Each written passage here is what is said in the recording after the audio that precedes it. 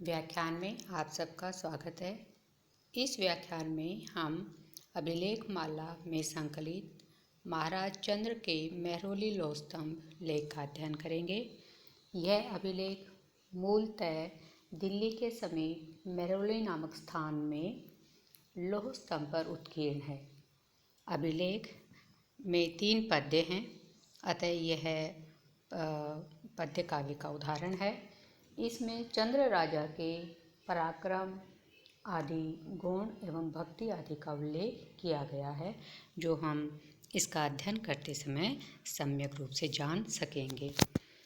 इनमें प्रथम पद्य है यस्योद्वर्तयत प्रतीपमूर्षा शत्रुन् समेत्यागतान् बंगेष्वाहवर्तिन अभिलिखिता खड्गेन कीर्तिर्भुजे तीर्त्वा सप्तमुखानि येन सम्रे सिन्धुर्जिता बाह्लिका यस्याद्याप्यधिभाषते जलनिधिर्वीर्यानिलैर्दक्षिणः। अन्वय करते हुए हम इसका अर्थ करेंगे। बंगेषु समेत्य आगतान् शत्रून् उर्षा प्रतीपम उद्वर्तयत आहवर्तिन यस्य भुजे खड्गेन कीर्ति अभिलिखिता। बंगेषु सप्तमी का बहुवचन बंगाल प्रदेशों में समेत्य आगतान मिलकर आए हुए, आक्रमण के लिए मिलकर आए हुए, शत्रुओं को उर्सा प्रतीपम उद्वर्तयत वक्षस्थल से उल्टा धकेलते हुए, आहवर्ति ने युद्ध के मैदान में, यस्य भुजे जिस राजा की भुजा पर, खड्गे ने कीर्ति अभिलिखिता तलवार से कीर्ति लिखी गई। ये न सिंधु सप्तमुखानी तीर्थवा बाह्लिका जिता, जिसके द्वारा सिंधु नदी के 7 मुख अर्थात धाराओं को तीर्थवा पार कर बाह्लिका जिता वाली जीत लिए गए। यस्य वीर्यानिलय दक्षिण जलनिधि अद्यापि अधिभाषते, जिसके पराक्रम रूपी हवाओं से दक्षिणी समुद्र जलनिधि समुद्र जल का स्रोत अद्यापि अधिभाषते आज भी सुगंधित हो रहा है। हम इस अर्थ को जब विस्तार से समझाएंगे तो इस रूप में बताएंगे कि बंगाल प्रदेश में जब बहुत सारे शत्रु मिलकर उस राजा पर आक्रमण करने के लिए आ गए, तो युद्ध में अकेले ही उस राजा ने उन शत्रुओं को अपने वक्षस्थल से उल्टा धकेल दिया और उनकी तलवार आदि के द्वारा उसकी भुजा पर जो प्रहार हुआ, उस प्रहार से जो घाव बने, तो कवि ने उनको घाव के रूप में चित्रित ना करके चित्रित किया है कि मानो उसकी कीर्ति ही लिखी गई। तलवार रूपी लेखनी से उस राजा की भुजा पर वो जो कीर्ति है वो लिखी गई। दूसरा ये बताया गया कि उसने सिंधु नदी की 7 धाराओं को पार किया और फिर बाल्हिक जीत लिए गए। यहाँ पर जो सिंधु सप्तमुखानी में जो सिंधु शब्द है षष्ठी का एक वचन, पहला अर्थ हमने नदी की 7 धाराएं ग्रहण की और दूसरा अर्थ हम ग्रहण करेंगे सिंधु का समुद्र, समुद्र के 7 मुखों अर्थात 7 नदियों को पार कर। तो जो यहाँ पर भी हम सप्तमुखानी का अर्थ नदियाँ लेंगे, क्योंकि जो नदियाँ हैं वो समुद्र के मुख कही जाती हैं। क्यों कही जाती हैं? क्योंकि जो समुद्र है वो इनके माध्यम से ही जल ग्रहण करता है। जैसे हम मुख से जल ग्रहण करते हैं, तो समुद्र इन नदियों के माध्यम से ही जल ग्रहण करता है, उसका आदान करता है, इसलिए ये समुद्र के मुख कही जाती हैं। ये जो 7 नदियाँ हैं वो हैं शतद्रु, विपाशा, इरावती, चंद्रभागा, वितस्ता, सिंधु तथा कुंभ। यहाँ जो बाल्हिक शब्द आया है इसके पाठांतर भी उपलब्ध होते हैं। यहाँ जो रश्विकारांत बाल्हिक है, इसके स्थान पर दीर्घिकारांत शब्द भी मिलता है और व के स्थान पर बै भी मिलता है। उसके भी दोनों रूप मिलते हैं, रश्विकारांत और दीर्घिकारांत। शब्दकोश में बालका शब्द भी आया है। जो बाल्हिक शब्द है इसके बारे में भी मतभेद हैं विद्वानों के, कि कुछ विद्वान तो इसको जो है जो आधुनिक बल्ख प्रदेश है इसका प्राचीन नाम मानते हैं और कुछ उस प्रदेश में रहने वाली जाति विशेष का वाचक मानते हैं। यहाँ आगे आया है कि जिसके पराक्रम रूपी हवाओं से दक्षिणी समुद्र आज सुशोभित या सुवासित या सुगंधित हो रहा है। तो यहाँ पर पराक्रम पर हवाओं का आरोप कर दिया गया है। कैसे कि जैसे हवाएं विभिन्न प्रकार के पुष्प आदि की सुगंध को अपने साथ लाती है और समुद्र के जल को सुगंधित कर देती हैं, उसी तरह से वो जो राजा का पराक्रम था, उस पराक्रम से वह जो समुद्र है वो सुगंधित हो रहा है। तो पराक्रम के ऊपर सुगंधित हवाओं का आरोप यहाँ किया गया है, अतः यहाँ रूपक अलंकार है।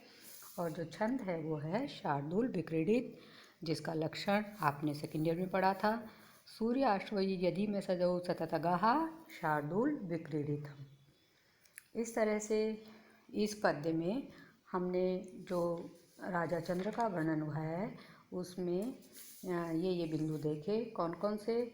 एक तो अकेले ही उसने वक्षस्थल से शत्रुओं को पीछे धकेल दिया, भुजा पर उसके तलवार रूपी लेख नीचे अनेक घाव हुए जो कि कीर्ति के रूप में चित्रित किए गए हैं।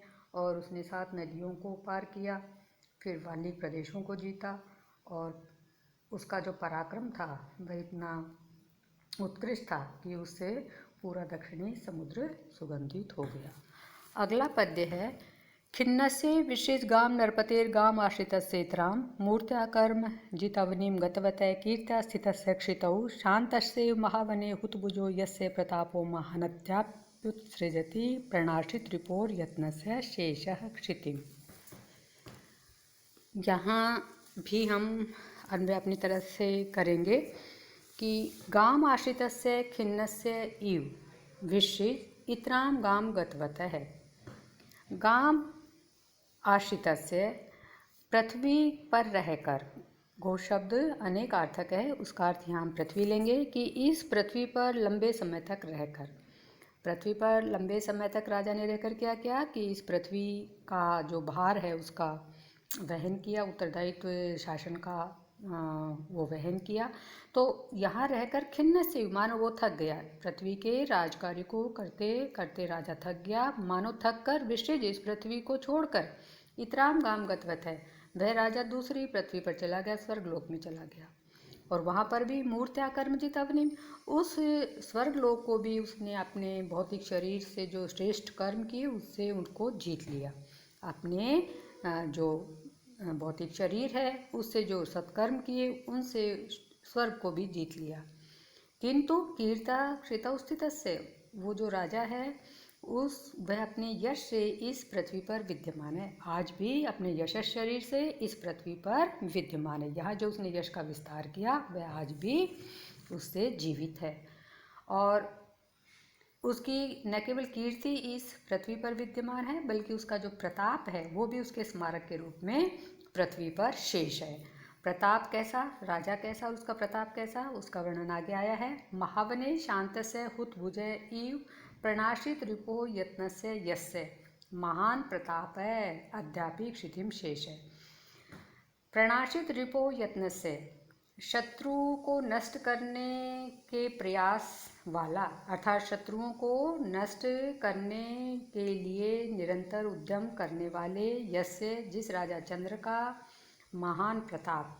अब महान प्रताप कैसा था तो बताएंगे कि महावन को शांत करने वाले हुतभुज के समान। हुतभुज कहते हैं अग्नि को, हवन की भी उपभोग की जो सामग्री है उसका उपभोग करता है, इसलिए जो अग्नि है उसको हुतभुज कहा जाता है। तो उस अग्नि के समान जिसको कि दावानल कहा जाता है, तो ऐसे महावन को जलाकर शांत होने वाले दावानल अग्नि के समान शत्रुओं को नष्ट करने में पर्याप्त परिश्रम करने वाले उस राजा का महान प्रताप अद्यापि क्षितिम शेष है, आज भी उसके स्मारक के रूप में इस पृथ्वी पर शेष है। तो इस पद्य में राजा से संबंधित 2 बातों की इस पृथ्वी पर स्थित होने का उल्लेख हुआ है, एक तो उसका महान यश और दूसरा उसका महान प्रताप। हम देखते हैं कि जब आग जो महावन को जो दावानल जलाकर शांत हो जाती है तो उसके उपरांत भी बहुत लंबे समय तक उसका ताप बना रहता है। तो यहाँ पर भी वही बताया कि राजा ने अपने सारे शत्रुओं को नष्ट कर दिया, तो उसका जो प्रताप है वो इतना विशाल था कि आज भी इस पृथ्वी पर वह विद्यमान है। इसी तरह से यहाँ पर कवि ने पहले कल्पना की है, वास्तव में वो थक कर के उस राजा ने पृथ्वी को नहीं छोड़ा, अपितु कवि ने स्वयं कल्पना की कि मानो लंबे समय तक राज कार्य करते समय, उसका उत्तरदायित्व वहन करते समय वो थक गया और फिर छोड़कर वहाँ पर चला गया। तो यहाँ उत्प्रेक्षा अलंकार है, और जो छंद है वो हमने देखा था अभी शार्दुल विक्रीडित है। तो इस पद्य से हमें पता चला कि राजा ने लंबे समय तक इस पृथ्वी पर राज्य किया, और उसकी जो विजय पताका थी वो पृथ्वी के साथ साथ स्वर्गलोक में भी फैल गई थी।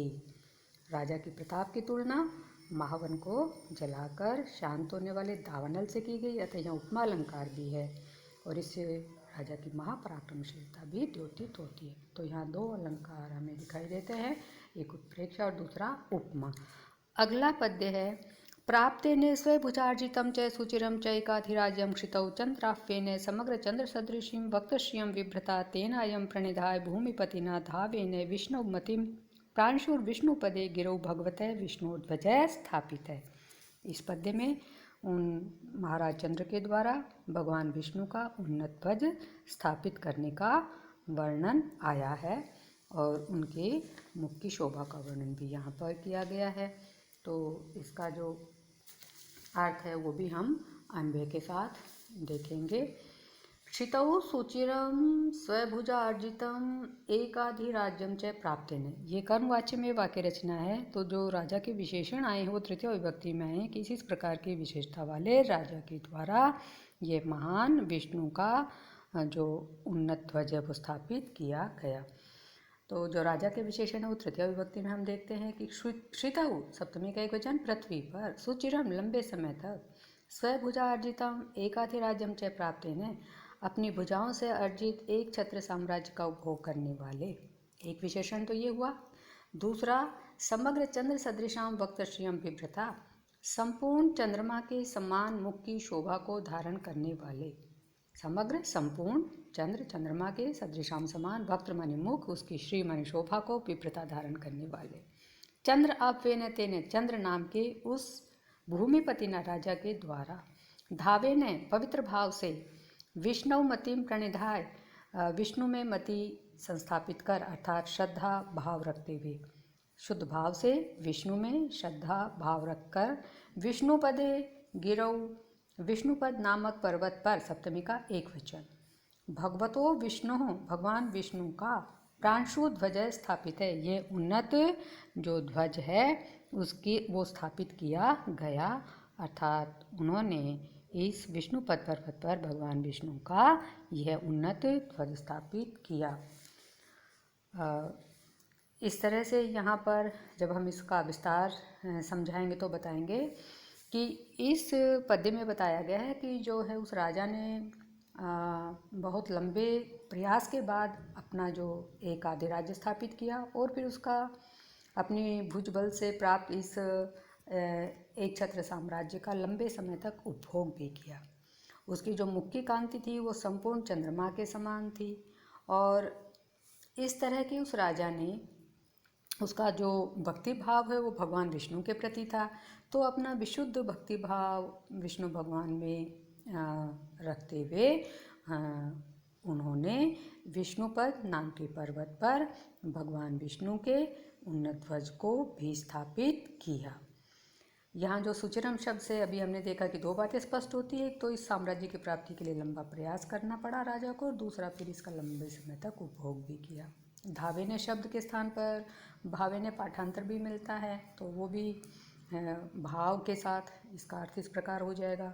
और जो धाव शब्द है इसके विद्वानों के द्वारा दो अर्थ ग्रहण किए जाते हैं। एक तो कहते हैं कि ये चंद्र का अपर पर्याय है, और दूसरा है कि ये विशेषण पद है नाम न होकर। जो दूसरा अर्थ है वो युक्ति संगत जान पड़ता है, और इसका अर्थ किया है कि पवित्र विचार वाला। विष्णुपदे जो है वो गिरौ का विशेषण है, और इसका अर्थ है कि वह पर्वत जो विष्णु भगवान के पद चिन्हों से चिन्हित है। महाभारत में इसको उत्तम तीर्थ कहा गया है। इस तरह से इस मेहरौली लोह स्तंभ पर उत्कीर्ण जो लेख है, इसके द्वारा हमने महाराज चंद्र से संबंधित इन तीन पद्यों के माध्यम से ही उनके अद्भुत पराक्रम, उनके सौंदर्य, उनके भक्ति भाव से संबंधित अध्ययन किया। और यहाँ जो चंद्र शब्द आया है उसको लेकर भी विद्वानों में मतभेद रहे हैं। कुछ कहते हैं कि क्योंकि इसमें राजा के वंश आदि का उल्लेख नहीं हुआ तो विद्वानों के द्वारा इसके दो अर्थ ग्रहण किए जाते हैं कि एक तो चंद्र जो शब्द है वो चंद्रगुप्त प्रथम, और दूसरे कहते हैं कि ये चंद्रगुप्त द्वितीय है। इस तरह से यहाँ इन 3 पद्यों में तीनों में ही शार्दूल विक्रीडित छंद है। और पहले में हमने देखा रूपक अलंकार है, दूसरे में हमने देखा उत्प्रेक्षा और उपमा है, और तीसरे में भी हमने देखा उपमा है। तो इस तरह से यहाँ पर कवि के द्वारा अलंकारों का भी जो है हल्का प्रयोग किया गया है। तो ये साहित्यिक महत्व भी रखता है, ऐतिहासिक महत्व भी रखता है। इसका अध्ययन हम इससे संबंधित जो नोट्स आपको दिए गए उनसे आप कर सकते हैं। और इसके साथ ही यह अभिलेख समाप्त होता है। आज के व्याख्यान में इतना ही। शेष अध्ययन आगे करेंगे। आप सभी सकुशल रहें। जय तो भारतम।